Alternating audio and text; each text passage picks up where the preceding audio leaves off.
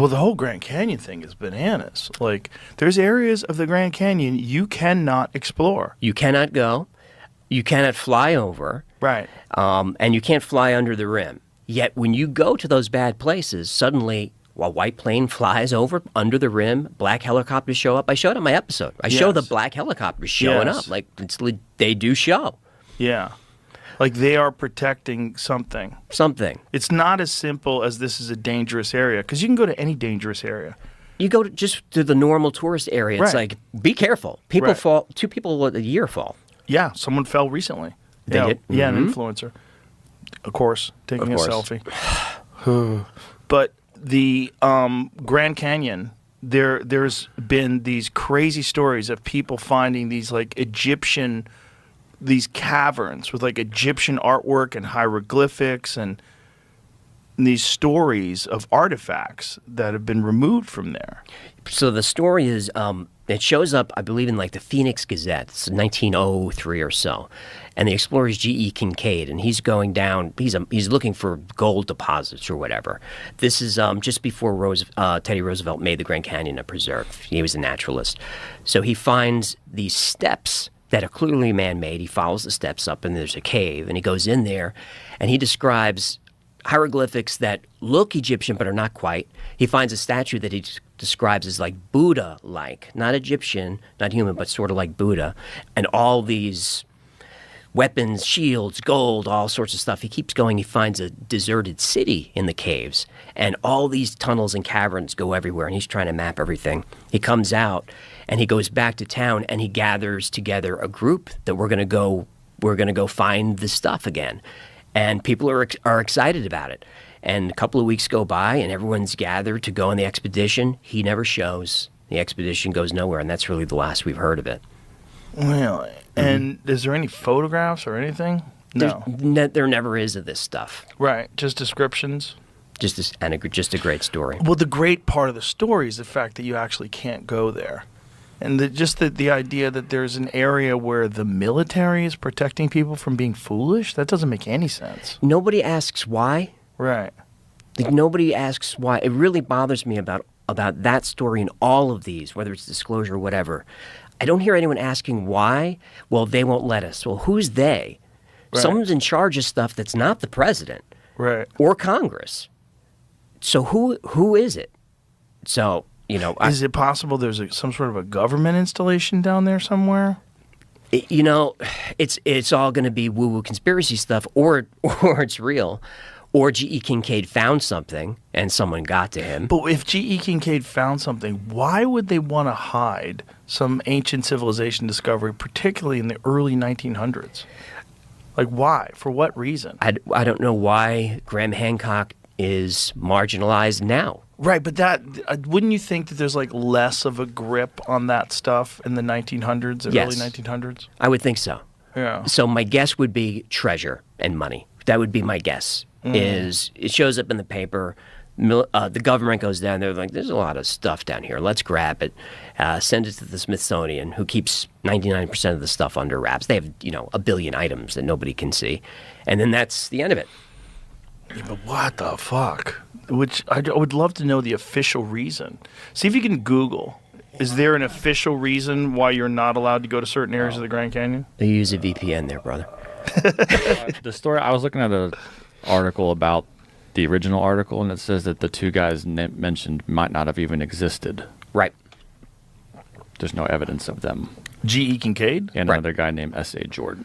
Oh, so it might be just a story that someone printed, some horseshit? Yeah, when I was looking into one of these things before, I found something explaining that back in the early 1900s, when newspapers were a really popular thing to read, I don't know if it was like a game or if there was actual prizes people would play or like amongst themselves to try to get fake stories printed. If you could get the craziest story printed, you win like $500 or.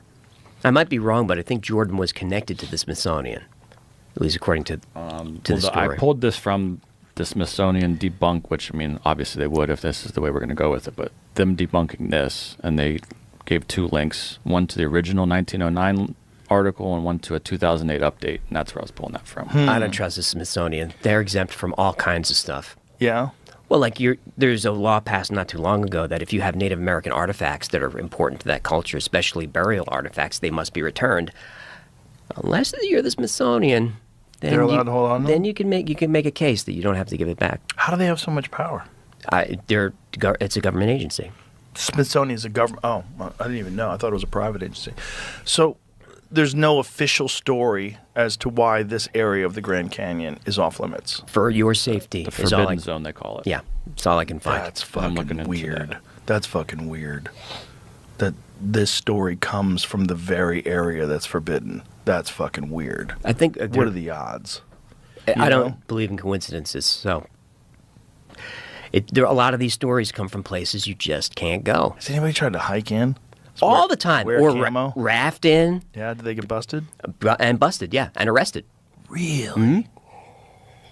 You could find Fuck, you could man. find online. I wish I knew the names of a team that went up there. That's who found the black helicopters, and I used them in the video, and I credit them so you can find their videos. They're up there for an hour and a half, trying to find stuff. And what they found up in that forbidden zone is anchored into the ground a giant hook, Right. or like a loop. Yeah. Like I what saw would that. you use that for? And that would be to rappel down. That's the only reason that would be there. There's no explanation for what is this. They also found artifacts from that era, from the early 1900s, artifacts that people were there. So it's possible that they rappelled that, like they might have been standing right above that entrance. And there are reverse angles of that rock face that look a little weird. It could be pareidolia, but What's pareidolia? pareidolia is the mind's ability to see objects in random noise. You know, it's something we evolved to, to see predators in the forest. That's why if you see a cloud that looks like an Abraham Lincoln, Right. it's not Abraham Lincoln. It's pareidolia. But debunkers will always fall on pareidolia. So like the real believers, they hate that word. God, that would be. Imagine everything would have to be rewritten. If they found some evidence of a lost civilization with no connection to any known civilization that was advanced, that was living in the Grand Canyon. Did you ever think about going? To the Grand Canyon? To go and just be an outlaw and go see. How would you get in, though? I mean, if they have black helicopters and they're scanning the sky or scanning the ground with some sort of a drone or a plane. We go in. We live. Are you planning something? No. Hold on. What no. should we do? I don't have. I'm in. I don't have a contract. All right. So this is. It's already dangerous for me sitting here, but I got your back. If I go.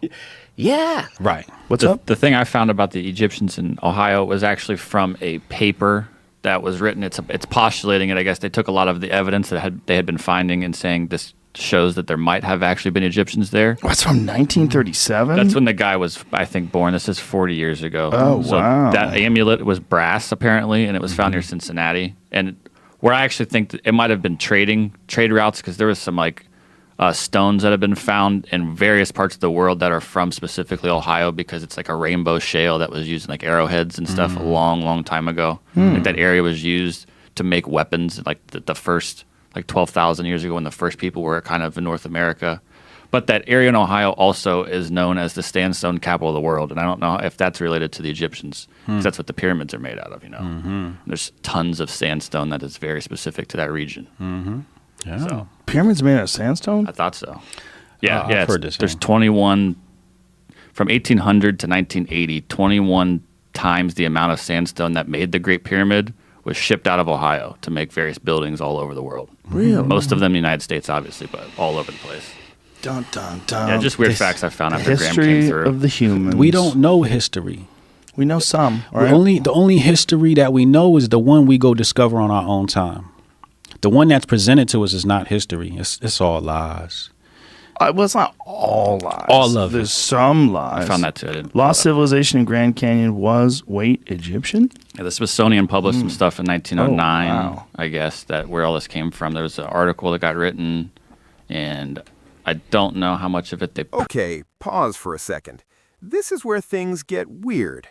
The Grand Canyon isn't just dangerous terrain, it's selectively restricted. No flying over, no flying under. But somehow military aircraft show up anyway. If this were just about safety, wouldn't the rules apply to everyone? How much of it they proved or was proven or was just newspaper clickbait back in the day. Look at this. Even more amazing, the artifacts didn't match up to anything on the known record. Rather than appearing to be of Native American origin, as one might expect, the object had distinct Egyptian or Tibetan designs. Could there have been an entire civilization of Egyptians living here? If so, how did they get here? Dun, dun, dun. It's not that hard. Hop in a boat, man. You got cats that leave Africa and try to come to Spain on these places on a chicken wing. Yeah. You know? It is interesting, right? Like the population of Cuba. Cuba's so insanely diverse, and it's right there. Like, what is the history of that other than the slave routes? Like, what is the history of Cuba? Because Cuba has very distinct African people living there. The whole Caribbean, all that whole area has a lot of African roots to it. But it's just a place that was conquered by the Spain, you know, by the Cortezes, you know, those type of people. What really disturbs me is